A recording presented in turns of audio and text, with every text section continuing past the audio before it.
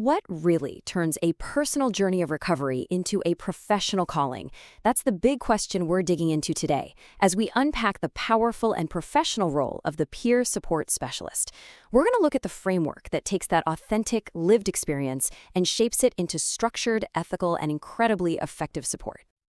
So, what's the secret sauce? How do you elevate sharing a personal story into a recognized profession?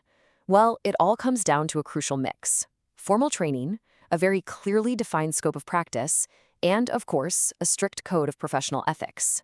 That structure is what builds the safety and trust you absolutely need to provide real support for people on their journey. Okay, let's get the official definition on the table. A Certified Behavioral Health Peer Support Specialist, or CBHPSS for short, isn't just a friend who's been there. They are a trained professional. That's the key. It's this unique combination of their own personal recovery experience with formal training, all used to guide and support other people. So, what does a peer specialist actually do day to day? Their work really rests on 4 foundational pillars. These pillars define what they do and how they do it. So let's break them down one by one. Pillar number 1 is recovery support. And honestly, this is the heart and soul of the work. It's so much more than just talking, it's about doing. A specialist shares their own story, but always with a purpose: to instill real, genuine hope. They're actively helping clients build wellness plans, running support groups, and acting as this vital bridge to other community resources. Next up is mentoring. Think about it. A peer specialist is living, breathing proof that recovery is possible, which makes them such an incredible role model. A huge part of this is something called the strength-based approach. It's not about trying to fix what's wrong, it's all about finding and building on what's already right, supporting a client's goals at whatever pace works for them. Pillar 3, professional responsibility, is what firmly plants this role right in the middle of the healthcare system. Specialists aren't lone wolves out there. They have training they have to keep up with, they're bound by rules like HIPAA and confidentiality, and they participate in clinical supervision.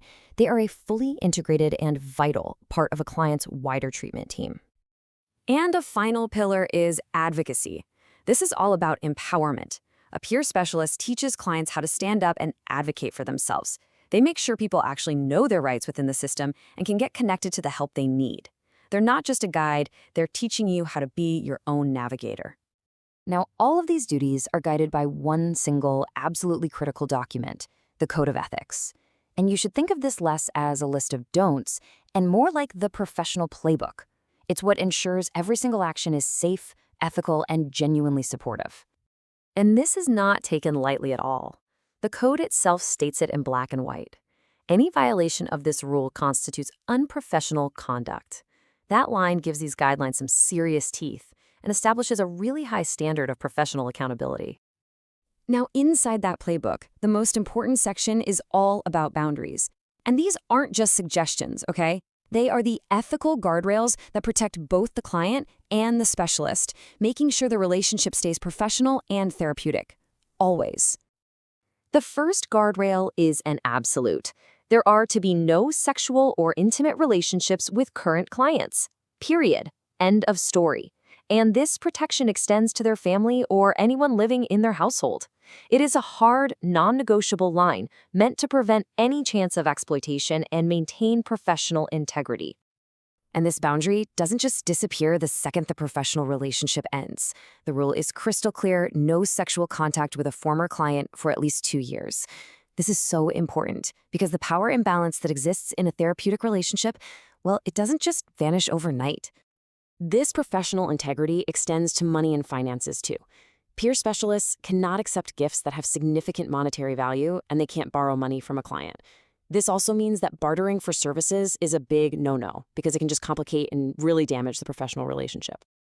And all of this leads to this really critical idea of dual relationships. This is when you're a peer specialist, but you're also something else to the client. Maybe you're their landlord, their boss, or a business partner.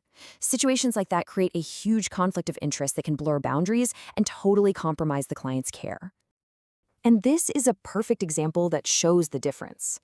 Helping a client research apartments and apply for housing, that is excellent peer support. Ending the professional relationship specifically so you can move in and become their roommate, that is a major boundary crossing that creates a dual relationship, and it has to be avoided.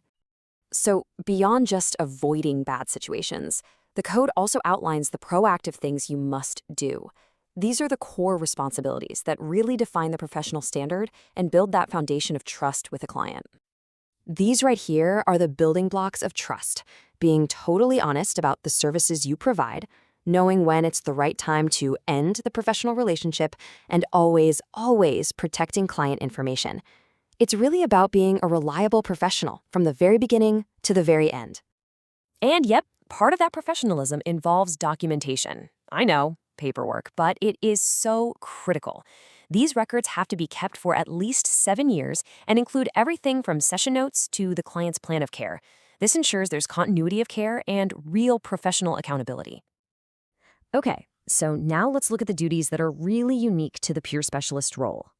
These are the responsibilities that connect their personal journey directly to how they conduct themselves as a professional.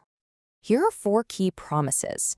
First, and this is so unique, they must actively foster their own recovery. Their personal wellness is actually considered a professional asset. Second, they are mandatory reporters, which means they are legally required to report abuse. Third, they have to disclose any pre-existing relationships. And fourth, they have a duty to report any imminent risk of harm. Now, this is arguably the most important limitation to understand. A peer specialist provides support, not clinical care. They absolutely cannot diagnose conditions, give advice on which treatments to choose, or tell a client to change or stop taking their medication. That is the hard line, the bright line that separates peer support from clinical practice. So, after looking at all these rules, pillars, and responsibilities, we have to kind of step back and ask, why does this whole formal framework matter so much? Here's what it all comes down to. The magic of peer support, the thing that makes it work, isn't just the shared experience. It's the fusion of that authentic, raw, lived experience with a rigorous professional framework. You see, one without the other is just incomplete. That framework provides the safety and trust that allows the lived experience to be truly healing. And that leaves us with a final, pretty big question. The field of peer support is growing and evolving so fast. As it becomes an even more essential part of our healthcare system, how is this professional playbook going to need to adapt and evolve right along with it? It's a dynamic field, and its future is literally being written as we speak.